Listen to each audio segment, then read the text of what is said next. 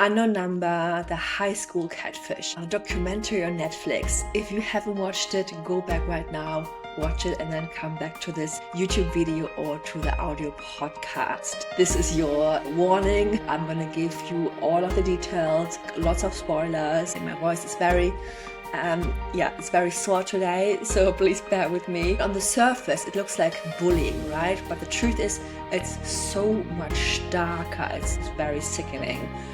It's actually about grooming, obsession, and trauma hiding behind the mask of a mother's love. So, hey, by the way, if you're new here, I'm Yula.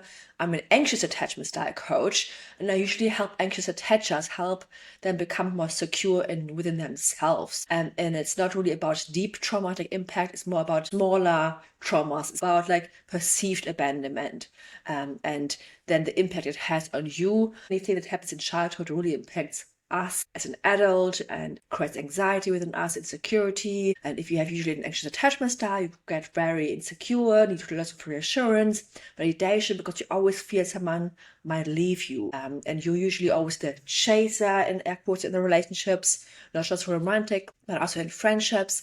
And the other people are more the avoidant people. But this topic is a little bit different. It's more about the capital T trauma effect it has, and more the disorganized attachment styles, which is people who experiencing stronger impact in their childhood and how it can impact you nowadays in your relationship and so on. And this is really a deep dive based on this documentary. Disclaimer, I'm not a therapist or a doctor. This content is for informational and entertainment purposes only. It's not intended to diagnose, treat, or heal any mental health condition. If you're in an abusive relationship or dealing with severe mental health challenges, always seek professional advice. A little trigger warning if you listen. This is really about bullying, maybe a little bit about sexual harassment, suicidal urges, and if you feel unsafe, please pause, call emergency services if you're in real danger. This is really just like a deep dive based on my perspective. So again, a little bit of a recap what's actually happening. There's a high school girl, right, named Lauren, and she was getting harassed really, really heavily. I think the time frame was about 1 year. And I mean not just like a few texts via phone, relentlessly harassed with thousands and thousands of text messages. They were deeply personal, targeted, degrading, sexual pointing, indicating violent messages, attacking her looks and her worth in her relationship especially, even telling her to harm herself and to end her life. And at first, it looked really like typical high school bullying, maybe like a jealous classmate, right? Someone in school. That's what everyone assumed.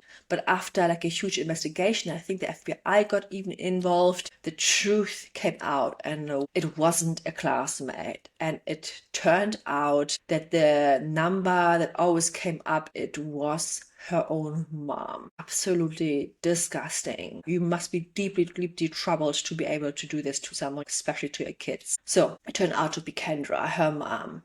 And this is not just bullying or harassment, This came from her mom. Just imagine the manipulation, and that must have been going on for years, not just from within this 1 year of time frame. Imagine what must have been going on in their household. Years of, grooming, controlling the narrative. This is way beyond bullying. And that's what we actually call grooming in my eyes. So when grooming comes from a parent, the fallout is another level. So let's talk about grooming a little bit more and what this is and what this isn't. So it's not bullying. This was really grooming in my point of view. Please let me know in the comments on YouTube what you think. It's like years of emotional manipulation by the person who's supposed to really protect you the most. Imagine when you're born as a baby, you only have your caregivers, in this case your parents, to really protect you, save you, show you what is safe in the world, what is not, and give you the unconditional love you deserve, everyone deserves. And when you are raised with people who lie to you, who manipulate you, and turn out to be someone completely different, your sense of safety and what you can believe about the world is completely pulled away from everything. People who have been groomed when they were teenagers by someone else, by an external person. But if this comes from your parent, this is beyond anything I can imagine. So think about it. Grooming convinces your brain and your nervous system that the abuser is the only safe person, even as they destroy you. And that's why later on can we talk about like Lauren's reaction when the police officer told them that the mom was involved. And that's why Lauren is still like allowing her mother to like touch her hair and comfort her. And that's why she was still saying, oh, I really love my mom and I really hope we're gonna have a relationship together. So that's why she's still thinking on the hope that eventually she's gonna have a normal relationship to her, even at the end of the documentary, which is the most painful thing in the entire thing, that she still doesn't realize that this won't ever happen. And if you remember the case of the dance cult on TikTok with Miranda, even there, the truth came out online in the documentary on Netflix. She still stayed in there. She still pushed her family away, and she really didn't understand the danger she's in and that she was being manipulated and people took advantage of her and everything, because she was so brainwashed. And that wasn't even her parents. She met them when she was already, I don't know if she was overage or still underage slightly, doesn't matter exactly, but that was way beyond, it was from an external person when she was already at least a teenager. And in this case, it happened from your parents. So this is really the power of grooming, right? It rewires what your brain thinks is really safe or not safe. So when Lauren says she loves her mom and feels that heavy bond still, that's not just weakness. And that's why I think we really need to pause here for anyone who like doesn't understand it and attacks Lauren online or think like, how dare she, why isn't she doing this? We need to really understand that that is not her fault. We can't victim blame here. That's trauma bonding, a nervous system's response, survival in the face of really chaos. It's not her fault. And eventually, over time, if she really separated from her mom, and if she's in a healthy, secure, safe environment and being educated and really is in a place with a therapist and gets all of the help she needs from really professionals, eventually the penny might drop more and more and more. But eventually she might create some sense of realization and get out of this denial stage, which will be probably the most painful first, but the only way is really through. And then lots of people online were mentioning Stockholm syndrome. And they were justifying Lauren's reaction because, oh yeah, this is Stockholm syndrome. That's why she's still so attached to the mom. When the police officer came in and said, it's the mom who sent the messages, and Lauren was still just sitting there, and the mom was comforting her and panicking a little bit, and Lauren just was sitting there and was accepting everything and was still later on not justifying, but a little bit defending her mom. And just to clarify, I don't think it's Stockholm syndrome, but Stockholm syndrome is usually just happening only in short-term hostage or kidnapping situations. So where fear of your own life creates an attachment to your capturer. So Lauren's situation was very different, right? This was years of grooming, manipulation, and trauma bonding more. So her nervous system learned to cling to her abuser, her mom, because survival meant confusion and compliance and protection, and she didn't realize until the very, very end that her mom was sending the messages, even telling her to, harm herself and end her own life. So this is not a typical hostage situation. So she has been raised in chaos with her needs ignored and safety really hijacked. And that's why she can still say that she loves her mom even while she's being still harmed and while her mom is really not good for her. And even after she's getting into prison, her mom is still manipulating her, love bombing her like crazy, and then making her feel guilty for not coming her to visit more often, and all of these things. And by the way, usually this type of environment also leads to a certain attachment style, which is usually more the disorganized attachment style. So, my coaching is very heavily based on attachment theory. There are 4 attachment styles: secure, avoidant, anxious, and disorganized attachment style. And in the disorganized attachment style, it's usually the case where your needs were consistently unmet, like love and safety and predictability. Like, for example, for an anxious attachment style, your needs were inconsistently met. So sometimes they were loving and secure and were there for you, and occasionally they were maybe a little bit snappy at you, or they were stressed out themselves, or maybe you were sick and had to go to a hospital for longer periods of times, and then your needs, of course, were not met because you were separated from your parents, which created a fear of abandonment. So in this case, if you were raised in a very scary environment, very fearful, that can create this disorganized attachment style. And so you can end up confused about what safety and love actually feels like. For example, here are a few things that are important if you want to heal from this kind of pattern. For example, learning the pattern of manipulation and redefining safety. Abusers alternate between cruelty and affection, as we've kind of seen in there a little bit as well in the end. Like Kendra's, attacking Lauren's body image and then hugging her, or she's like love bombing her in the messages in the end when she's in prison, and then making her feel guilty immediately and then shaming her. And that in your brain creates the belief that love equals chaos, and she will be always attached to this kind of relationships later on. Or this like, oh, you're too sensitive, that didn't happen, makes you doubt your reality as well. And usually they are trying to really cut you off from people you trust the most. So the abuser is the only safe person you really know. And in that case, I would say she's doing that by pretending, she's like this jealous girl wanting to do something or having already a relationship with Lauren's boyfriend, so that then they break off, which Owen breaks off later with Lauren, and now she's all alone, right? She has no one, as they said. She doesn't have many friends, especially if they're all trying to figure out who has been sending these texts. They're even more suspicious of everyone in the school. So now she is being harassed by a text, thinking it's everyone in the school.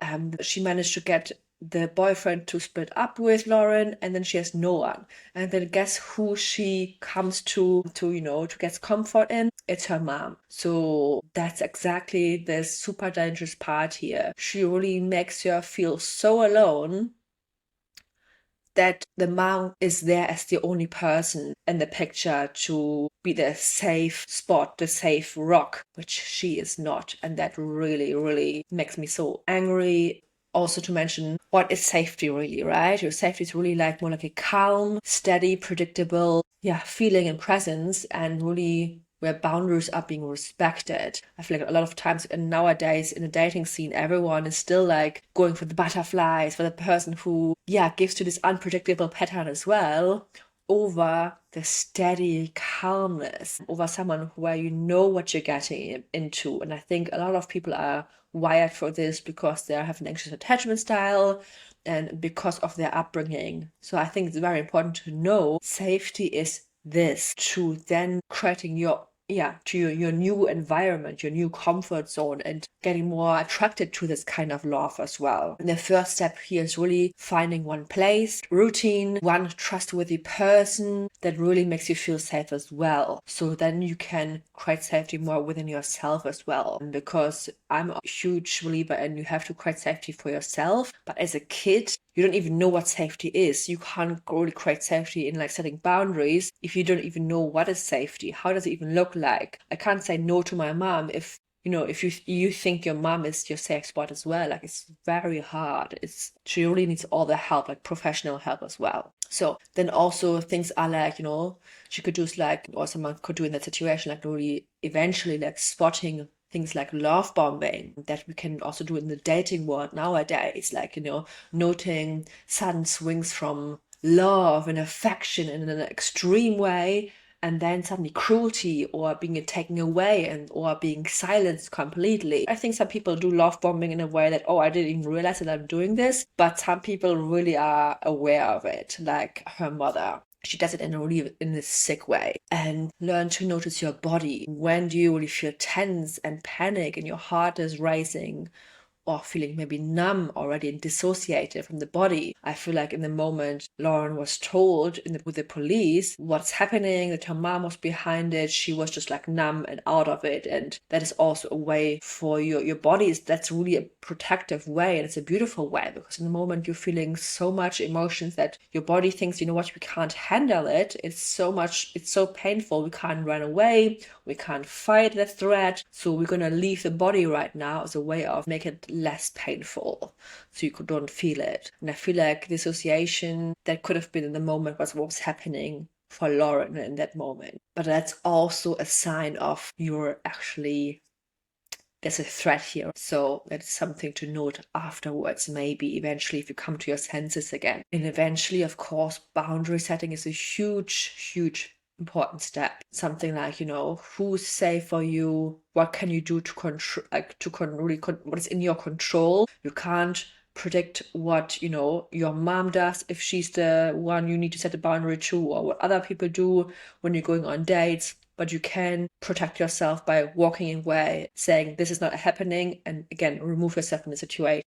Leave relationships. And of course, it's so much easier said than to be done, but ask yourself, maybe whose else's support do I need to get to this point? Maybe professional support, maybe even just one friend or another family member who I really can trust. And know if you're in a similar situation, the abuser always wants to isolate you, no matter if you're in a relationship and you think maybe your partner is kind of trying, talking bad about your friends, and you're isolating yourself more and more from your friends or from your family member. Don't stay quiet. Reach out to friends, even when you feel ashamed about what's going on. You can't be quiet.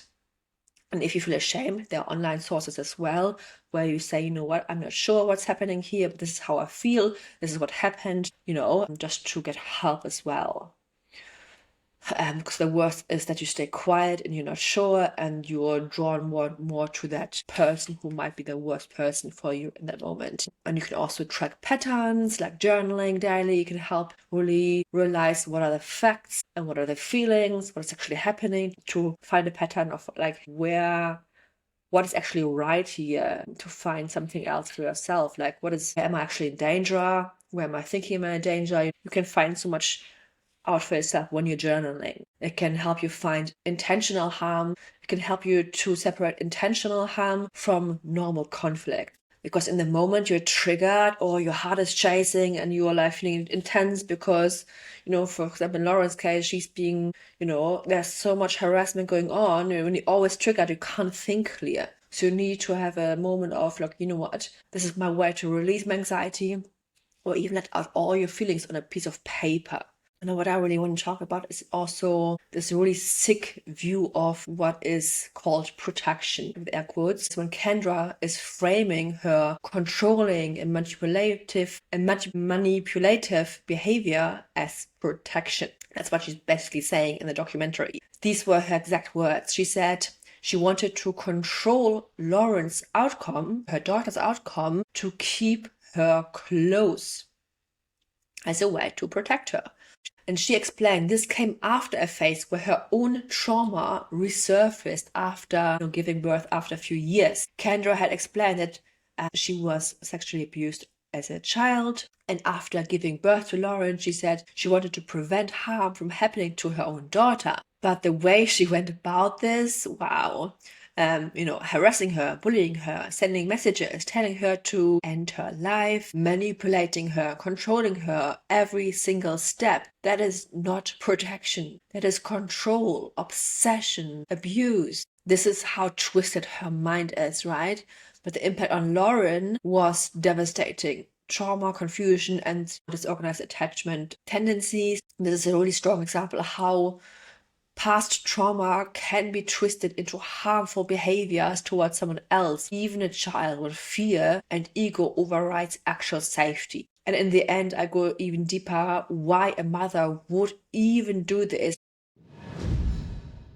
But right now, I want to talk about Owen's boundaries and the online backlash as well, and what was said about Owen. So Owen used to be Lauren's boyfriend and first boyfriend for years, and it's very sad that this happened. Yeah, that they broke off, and like Owen said, I don't even want to talk to her anymore, to Lauren, as if it was like Lauren's fault. First of all, I want to say Owen is a victim too, right? He was harassed and manipulated too. He also got attacked through his messages and, pushed out of the relationship. And in the end, he chose not to continue his relationship with Lauren, which I think is a way to set a boundary for himself to protect himself. And I don't think there's anything wrong with this. That is actually quite sad for me as a outside perspective, but I think it's totally understandable because I assume for him it got easier afterwards. Unfortunately for Lauren, not.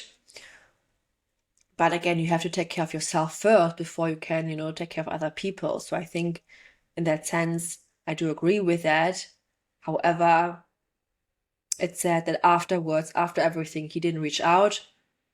Also understandable though, because Lauren's still hoping for contact with her mother eventually, and because it got so intense, I still understand why he's not going to contact her again, because he would then get involved in this whole thing again and could risk really huge mental health impacts on that. So, and some people online really framed this as punishment towards Lauren, which I think is a little unfair. I don't think it was as a sense of punishment. I think it's really just a sense of, hey, you know what, these are my boundaries. This is not against Lauren, this is against no one. Really, this is for myself as an act of self-love. At least this is how boundaries are set, and I do agree this was needed in that case.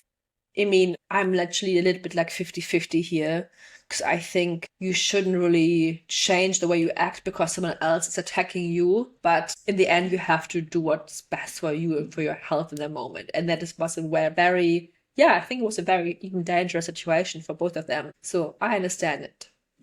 But also when people say, I wouldn't talk to or date Lauren either because of her mom, I think we need to be a little bit careful here, because that could be reframed as like victim blaming, as if it's Lauren's fault. It's really not. We need to separate Lauren from her mom, and she's still in this bubble where she's not realizing that as her mom that she did this damage on her. So I think we need to have some empathy really for Lauren and stop victim blaming. It doesn't mean you would want to continue dating Lauren if you would be Owen, but have a little bit empathy here and really understand the depth of what Lauren is going through. And then again, something very uncomfortable was really the mishandling of the police and the dad's role a little bit. So when the police revealed to Lauren and her mom that a really dark person was in fact Kendra, her own mom, and that the police didn't separate Lauren from her mother at that moment, that was a huge that wasn't really right. Then Kendra immediately hugs and comforts her daughter, and she's as if she's the protector while she's actually the predator. Really, really twisted. Now, I do respect the police called the dad. I think this was very important and very, very good, because again, Lauren doesn't have any safe person besides from the police in that moment. So that the dad was there is extremely important. I think they only explained it via phone, actually. I think it would have been even better if they said, hey, you know what, he should be there in the room, but at least he came right after, so that was good. I'm sorry, I can't recall the exact details, but he was there, he came. And then what I personally wondered, why didn't the dad step in more strongly right away when he was informed about that Kendra was the abuser? If I imagine myself in the situation, my instinct would have been immediately to take my daughter's hand, move her gently from her mom, sit beside her, and create like physically and this protective space around her. But here's what I want to be honest about. Trauma doesn't just happen to the direct victim, it also impacts everyone. So the enormous amount of shock they must have gone through their systems and bodies, I don't know what was going through them. So I want to give them some grace as well. And for the dad, this was like probably like earth-shattering, right? He was finding out in real time that his wife had been lying for years and that she didn't even had a job and was manipulative and, tormenting their daughter. His reaction was very emotional. He was in shock. And again, he was more confused about, what she didn't had a job. She was lying all this time. And I think the penny did not drop for him that she was sending these hateful messages towards Lauren, even to tell her to end her life. I think the police did not make it clear in that moment. Otherwise, he wouldn't just talk about, she's lying about her job. What? And instead of saying, she sent the threats to, or these dark messages to my daughter. What? That would be is much more important than lying about the job. But it does make more sense how the mother is able to send thousands and thousands of messages to the daughter if she doesn't have a job, if that's really her main job. And I'm sure she must have used technology to send these harassment messages. You can't do this manually. So yeah, I think the police mishandled this a little bit, confused a little bit about why the dad was more concerned about that Kendra was lying about the job rather than about that she was the abuser. But again, I don't have all the information, and I think I was able to explain it why. Now let's talk about, I don't know how to pronounce this. I think it's Munchausen syndrome. Was it Munchausen syndrome? Was it jealousy? Was it both? Let's talk about this. So in the documentary, one of the experts suggested Kendra might have had Munchausen syndrome by proxy, where a parent harms their child in order to get attention, sympathy, or a sense of control. And that after Lauren experiences so much trouble in school, through this apparent bullying, that her mom becomes then the hero. At least Lauren becomes more dependable on the mom. So this way she controls her even more and becomes the hero. And that makes so much sense in my eyes as well. It all ties up the whole thing even more. And others online have also confirmed what Owen said in the documentary, that it could have been jealousy on top of that, especially jealousy of Lauren's relationship with her boyfriend, which also adds on top of the sense of control. It all ties up together, I feel like. And that was mentioned in the doc too, right? Owen himself even mentioned that she treated him differently and sensed there was more going on. Sent him very creepy, inappropriate messages. So if an adult man would have sent these type of messages to an underage female, to a girl, he would have also been charged for that. And Kendra would have not just gotten away with, was it stalking? So I think this is crazy that she only got a few months. It's shocking the impact that she created and how little she just got punished for it. I don't think prison is really justified here. She needs to get into a mental institution for probably her rest of her life, or at least X years.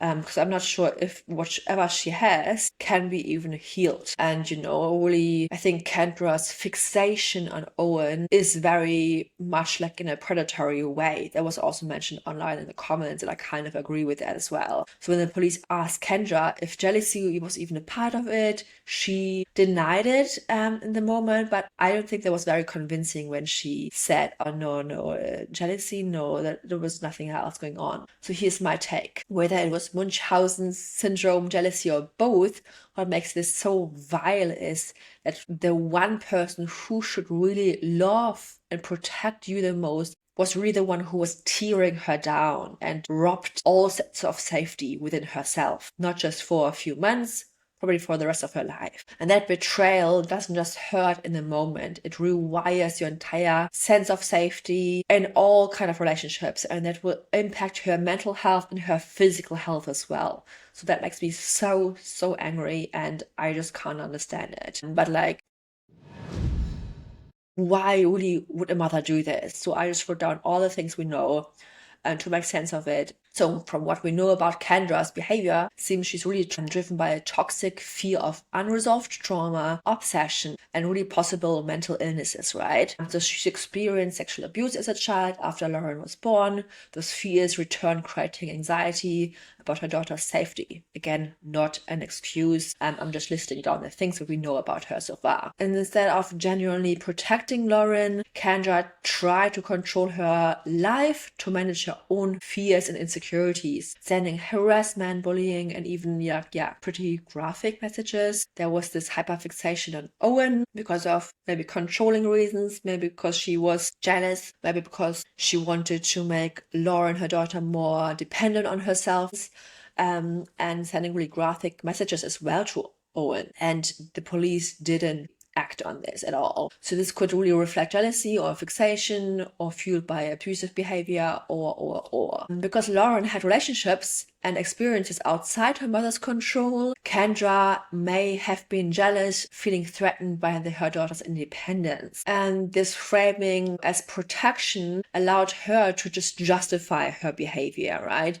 And keeping Lauren trapped in this trauma bonding situation. Yeah, and while we can't diagnose behaviors like extreme control obsession and harming her child, while justifying it as protection and point to possible serious mental health issues like Munchausen's by proxy or beyond, maybe narcissism or trauma repetition. So in short, there's fear and trauma and obsession and control, which really, leads to like abusive behavior disguised as parental care. And the results really trauma, confusion, disorganized attachment tendencies, and dangerous dynamic no child should ever go through and experience. Plus, I really want to touch onto this topic of, is she a narcissist? Because so many people nowadays, throw labels on people, and in this case, this was done as well to Kendra. And I just want to touch on this a little bit here. Again, I'm not diagnosing anyone, but we can look at behaviors that line up with common narcissistic patterns based on what is shown in the documentary, right? So I'm really curious about this, and let's go through this a little bit. So Lauren, growing up and forming her own life, seemed to trigger extreme fear and jealousy. Narcissists often feel threatened when people around them start to live independently. So, 1 point for that. Kendra said she wanted to control Lauren's outcome, monitoring, bullying, manipulating, trying to divide her from Owen, her boyfriend. Also makes sense that she could have narcissistic tendencies here. Also then this manipulation disguised as care again, right? Comforting Lauren right after the police confrontation was a way to stay in control while appearing loving. Or love bombing her suddenly, right? Hiding unemployment or financial problems, and abusive behavior is common in narcissistic patterns too. And it's all about controlling and how others see you. And then rationalizing actions or blaming others protects their ego and avoids any accountability. We really seen what a lack of accountability she really took, which really shocked me as well. She was saying things like, everyone is doing mistakes and I was just the one being caught. And that is shocking. It's like, yes, we do mistakes. Some people get caught, others not. But did you realize what you did? The impact to what you did, and who did you do it to as well? Like, I don't have to even explain this to anyone. Then her fixation on Owen and jealousy towards Lauren for having him in her life shows extreme insecurity and need for dominance. And I feel like a lot of people think, narcissism is not based on insecurity, but they do have huge insecurities, but they just masking it. So I think that's also another sign that there might be narcissistic tendencies here. Another one is this huge online manipulation, or through text, like using anonymous accounts to harass. Isn't just control, it really shows premeditation, cunning, and deceit. So she carefully is planning to manipulate reality from behind the scenes and make it a full-time job, literally, without getting paid. Wow. And she was even saying she doesn't even recognize herself. She became a different person. So she was really obsessed with this and created a second character. I'm not sure what this is about, like another mental health disorder or something like this. I don't know. Yeah. And attention seeking and self-importance is also a huge, sign. So many narcissists need constant attention or admiration, and Kendra's action creating drama, sending extreme messages, could feed a sense of being central and always being in the story and the hero of the story, especially, right? When then Lauren comes to her for comfort, and I think the other mothers even said, oh yeah, no, Kendra couldn't have been her. She was involved and was trying to help. And of course, lack of empathy. Absolutely no empathy at all. At the end, she was pretending to cry or crying. I don't believe it. I'm sorry. I definitely don't believe that.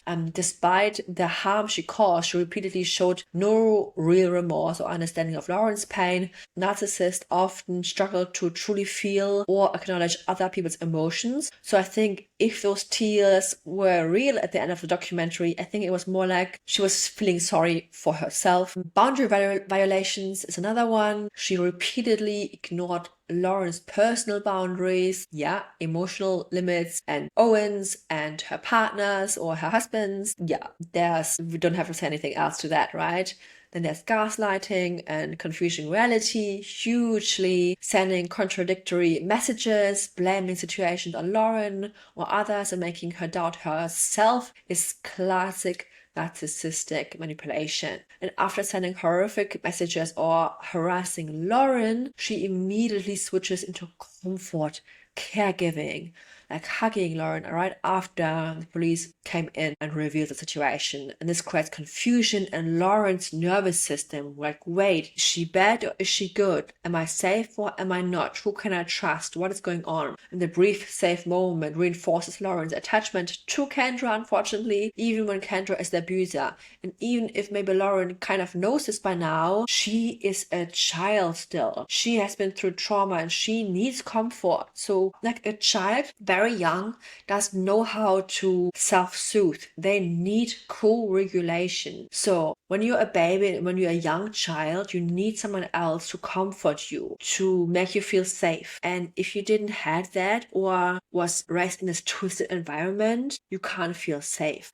And so she really still relies on her mom to get this comfort, even if she maybe knows somehow deep down that her mom is not safe or is twisting things or maybe sending her dangerous messages. She still really craves this hug and safety because, in that moment, I didn't see her dad hugging her. So, yes, love bombing, is a key tool in narcissistic abuse, and it's not just control, it's about creating dependence and keeping the victim emotionally hooked. So putting this all together, Kendra's behaviors aren't just about control, they reflect of fear, jealousy, self-centeredness, need for attention, lack of empathy, and a pattern of manipulation. So combined, these traits create an environment that are psychologically damaging, confusing, and really, really traumatizing. And that's why I do agree there are really, really strong tendencies of narcissism here. Although, again, I'm not an expert, I can't diagnose anyone. This is just myself putting down all of the facts and thinking, okay, there are definitely some strong tendencies here. That's all. But I just don't like labeling people as this or that, especially if I'm not someone who can label someone who's not a doctor or has done the specific test, because in truth, there are only I think 5% or a very small percentage in the world of people who are narcissists. But who knows, she could be one of them. So here is something what I want you to really take away from this episode. While maybe you're not going through anything that extreme, but I think a lot of us nowadays know what it's like to be manipulated, guilt-tripped, emotionally abused even by not even necessarily a parent, but maybe a partner, maybe someone we dated or friends or, in our, So it's just important to be aware of these kind of red flags and how it can impact you, just to spot those things and then just to know what you can do. And when you grow up with that, it shapes your nervous system even more. It impacts your attachment style. You might cling on to really unhealthy relationships, and usually what happens in our childhood, we then seek even more subconsciously. So if you're growing up in an abusive environment, very young, this is kind of what your nervous system is craving subconsciously, abusive relationships again, even though you don't know this yet. So you might cling onto unhealthy relationships, you might excuse red flags, you might even defend the very people who hurt you the most, because that's what your body was trained to do, to be around. That was your comfort zone. That was the environment you grew up for years. And even though you know it might be unhealthy, you just can't get out of this. That's why victim blaming is so damaging as well. From the outside, it's easy to say, oh, why didn't she walk away? Why is she still wanting a relationship with her mom? But that's what's trauma bonding. But when you are in a situation, when you're trauma bonding, when you can't think clearly, and when your nervous system is attached to what's familiar, it's really, really hard to do that. And when you don't even have hope that you can't do anything better. So my hope for this episode is that you not only understand this Netflix documentary on a deeper level, but you also see how grooming, emotional abuse, and trauma bonds can really show up in everyday relationships, and even in those kind of extreme cases.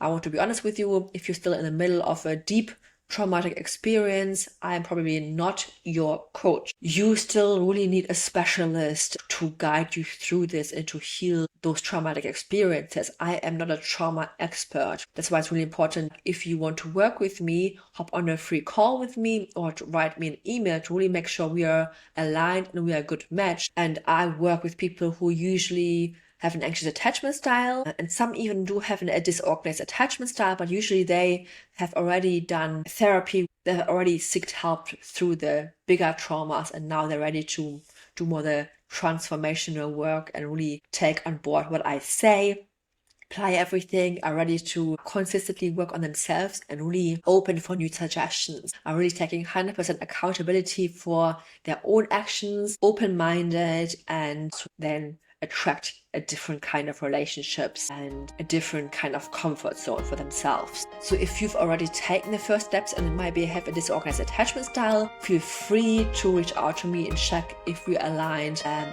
if this might be the right step for you. If you've watched Unknown Number, let me know what your thoughts were in the comments underneath the YouTube video. I think the next time I will break down Gilmore Girls, all attachment styles. So see you soon. Lots of love, Yula. Bye bye. And remember, change in your relationship starts with you. Thought by thought, action by action, and now episode by episode. Bye bye.